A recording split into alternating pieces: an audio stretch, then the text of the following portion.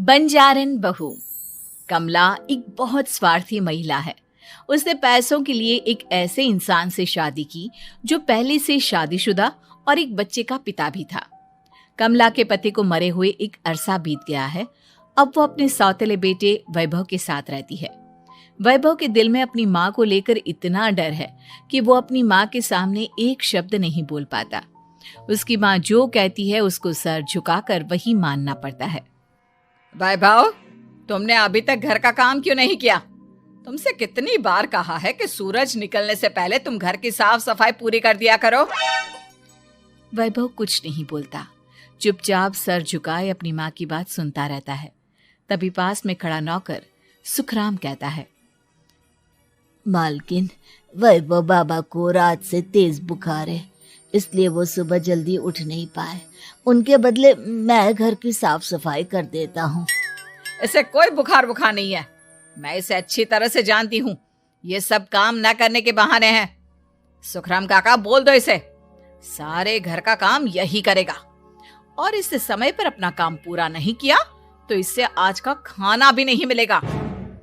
मगर मालकिन, वैभव बाबा की सच में ही तबीयत खराब है, आप एक बार देख तो लीजिए। कमला बिना कुछ बोले वहां से चली गई और बेचारा वैभव तेज बुखार में भी काम करता रहा। कमला वैभव की शादी एक ऐसी लड़की से कराना चाहती थी जो अनपढ़ हो और कमला से इसी तरह डरे जिस तरह वैभव डरता है, ताकि वैभव की सारी जायदाद और धन दौलत उसकी मुट्ठी में रहे। लेकिन आज के जमाने में ऐसी लड़की मिलना मुश्किल है। कमला कार में यही सब कुछ सोचती जा रही थी कि तभी रास्ते में, अरे ड्राइवर, तुमने कार क्यों रोक दी? और ये इतना शोर कैसा? मैडम, आगे कुछ बंजारों का खेल चल रहा है, इसलिए भीड़ लगी है। मैं अभी भीड़ को साइड में करवाकर कार निकालता हूँ। ड्राइवर भीड़ को साइड करके कार निकालने की कोशिश करने लगा कि तभी कमला की नजर रस्सी पर चल रही एक फुलवा नाम की बंजारन पर पड़ी। क्यों ना मैं इस बंजारन की शादी वैभव से करा दूं? ये तो अनपढ़ लग रही है, मेरे पैरों तले दबकर भी रहेगी। मुझे अभी इसके माँ बाप से बात करनी होगी। ये सोचकर कमला ने उन बंजारों से बात की और उन्हें शाम को अपने घर बुलाया। फुलवा के माता पिता वहां उसे लेकर आ गए। उन्होंने इतना आलीशान घर पहले कभी नहीं देखा था। अच्छा हुआ आप लोग आ गए। देखिए, मुझे घुमा फिरा कर बात करने की आदत नहीं है, इसलिए सीधे सीधे मुद्दे पर आती हूँ। मुझे आपकी बेटी बहुत पसंद है। मैं अपने इकलौते बेटे की शादी आपकी बेटी फुलवा से कराना चाहती हूँ। इसके बदले में आप जो चाहो वो ले सकती हैं। तभी फुलवा की माँ कहती है, ये क्या कह रही है मैम साहब? कहीं आप हमारी गरीबी का मजाक तो नहीं उड़ा रही ना? आप मेरे बेटे से मिल लो। अगर आपको मेरा बेटा पसंद आता है तो मैं कल से ही शादी की तैयारी शुरू कर दूंगी। सुखराम, वैभव को लेकर आओ। फुलवा अपनी माँ के कान में फुसफुसाती है, माँ, कहीं इस मेम साहब का छोरा पागल तो ना है? फुलवा अपनी माँ से बात कर रही होती है कि वैभव वहां आता है। फुलवा उसे देखती ही रह जाती है और उसके माता पिता उसकी शादी तय कर देते हैं।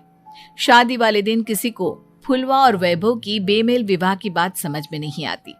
फिर भी एक औरत कमला से पूछ ही लेती है, कमला जी, आपने अपने इकलौते बेटे की शादी देहाती गवार से क्यों करा दी?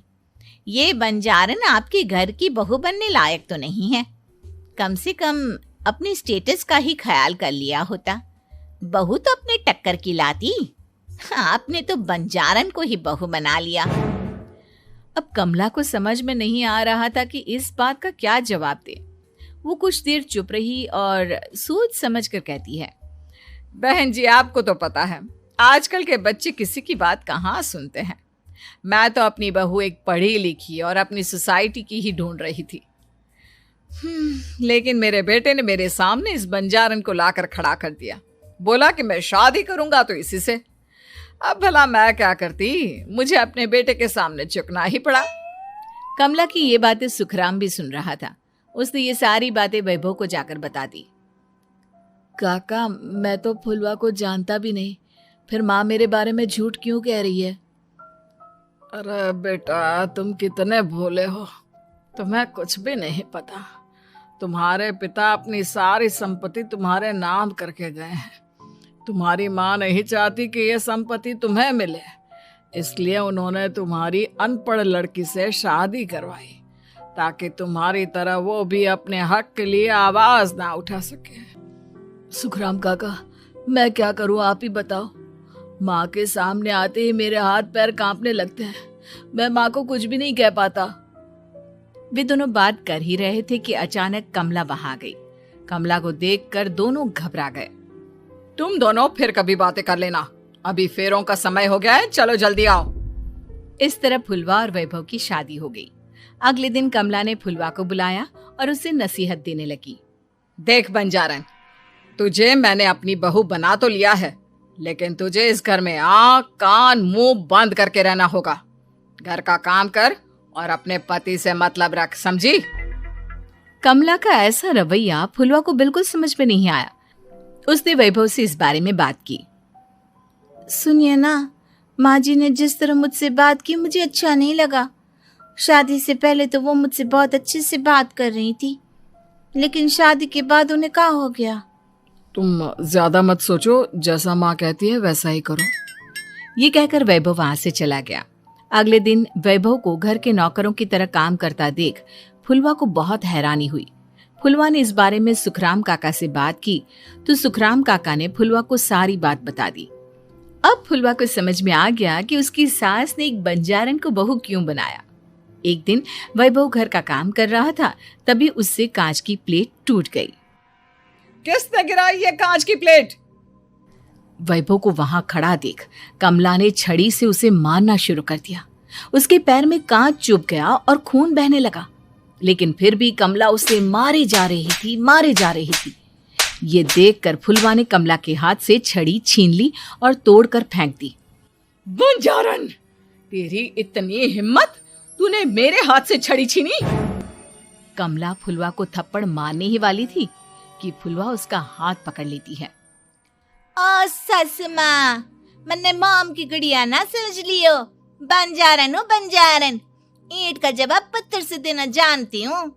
आज के बाद मेरे या वैभव जी के ऊपर हाथ उठाने की सोचियो भी ना, समझी ससु माँ? ये कहकर फुलवा वैभव को लेकर वहां से चली गई। उसने वैभव के पैर पर पट्टी बांधी, उसके आंसू पोंछे। वैभव ने पहली बार किसी के दिल में अपने लिए इतना प्यार महसूस किया। अब फुलवा वैभव का हर काम में हाथ बटाती, उसका बहुत ख्याल रखती। इस तरह दोनों बहुत ज्यादा नजदीक आ गए। वहीं दूसरी ओर कमला सारी जायदाद अपने नाम करने की साजिश करने लगी। और एक दिन, वैभव, जल्दी बाहर आओ। कमला की आवाज सुनकर वैभव और फुलवा अपने कमरे से बाहर आ गए। जी माँ, आपने बुलाया? ये ले, इन कागजों पर साइन कर दे। वैभव कागजों पर साइन करने ही वाला था कि फुलवा वैभव के हाथ से पेन छीनकर कहती है, ना वैभव जी, आप इस पर हस्ताक्षर नहीं करेंगे। आओ बंजारन, मैं तुझसे बात नहीं कर रही। ये बात मेरे और मेरे बेटे के बीच की है। चुपचाप पेन दे दे, नहीं तो तेरी खाल उधेड़ लूंगी। सस माँ, बंजारन की खाल इतनी भी ढीली ना होवे कि कोई भी उधेड़ लेवे। जो यकीन ना आता हो तो देख ले उतार के। और हाँ, बंजारन जरूर हूँ पर अनपढ़ ना हूँ। मन्ने भी पता है कि किसी भी कागज पर साइन करने से पहले उसे अच्छी तरह पढ़ लेवे हैं। पेन देती है या नहीं? ये कहकर कमला फुलवा को मारने आई तो फुलवा ने कमला को धक्का दे दिया और वो नीचे गिर गई। कमला डरकर वहां से भाग गई। अब फुलवा ने वो कागज उठाए और वैभव के साथ सीधा वकील के पास चली गई। वकील ने वो कागज देखे और फुलवा को बताया, वैभव के पिता की सारी जायदाद और संपत्ति वैभव के नाम है, लेकिन वैभव की सौतेली माँ इस संपत्ति को अपने नाम कराना चाहती है, इसलिए इन कागजों पर वो साइन करा रही थी। तो अब हमें क्या करना चाहिए वकील साहब? वकील ने फुलवा और वैभव को सब कुछ अच्छी तरह से समझा दिया। अब दोनों घर पर पुलिस को लेकर पहुंचे। कमला पुलिस को देखकर घबरा गई। पुलिस ने कहा, आपके नाम की कंप्लेंट हुई है, आपको हमारे साथ थाने चलना होगा। कंप्लेंट? कैसे कंप्लेंट? आप अपने सौतेले बेटे पर बहुत अत्याचार करती हो, धोखे से सारी जायदाद अपने नाम करा रही थी। अब नहीं इंस्पेक्टर साहब, जरूर ये मेरी बहू की कोई साजिश है, इसने गलत कंप्लेंट की है। मैडम, शिकायत आपकी बहू ने नहीं बल्कि आपके बेटे वैभव ने की है। कमला वैभव का नाम सुनकर दंग रह गई। जिस बेटे ने कभी उसके सामने सर नहीं उठाया था, आज वही बेटा उसके सामने पुलिस को लिए आया है। वैभव, तुम्हारी इतनी हिम्मत कि तुम पुलिस को ले आए? हाँ माँ, मैं लाया हूँ पुलिस को, और मेरे अंदर इतनी हिम्मत कभी ना आती अगर फुलवा मेरा साथ ना देती। आपने बंजारन बहू को लाकर अपने ही पैर पर कुल्हाड़ी मारी है माँ। मैडम, अब की बात खत्म हो गई हो तो चलो हमारे साथ। वैभव, मुझे माफ कर दो, मुझे थाने मत भेजो। आज के बाद मैं तुम्हें कभी नहीं मारूंगी, तुम्हें कभी परेशान नहीं करूंगी, मुझे माफ कर दो। वैभव अपनी कंप्लेंट वापस ले लेता है और पुलिस वहां से चली जाती है। वैभव अपनी सौतेली माँ से कहता है, मैंने पुलिस को वापस तो भेज दिया है, लेकिन मैं आपको माफ नहीं कर सकता। आपने बचपन से आज तक कभी मेरे सर पर हाथ नहीं रखा, हमेशा मुझे मारती रही, नौकरों की तरह बर्ताव करती रही। आप इस घर में नहीं रह सकती, चली जाइए यहां से। कमला घर छोड़कर चली गई और सड़क किनारे खड़ी होकर सोचने लगी, काश मैंने वैभव को माँ की तरह प्यार किया होता तो आज मैं इस तरह से बेसहारा ना हो जाती।